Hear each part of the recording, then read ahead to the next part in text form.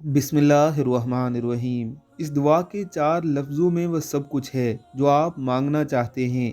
ये दुआ इंतहाई जामे है।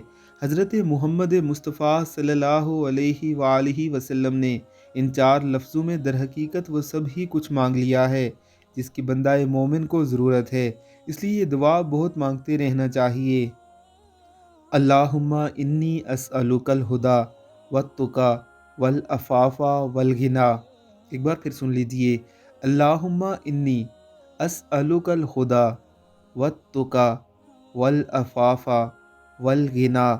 ए मेरे प्यारे अल्लाह, मैं आपसे हदायत, परहेज़गारी, पाकदामनी और दिल की मालदारी चाहता हूँ, यानी वो तमाम चीज़ें जो एक इंसान चाहता है इस दुआ में एक जगह जमा कर दी गई हैं।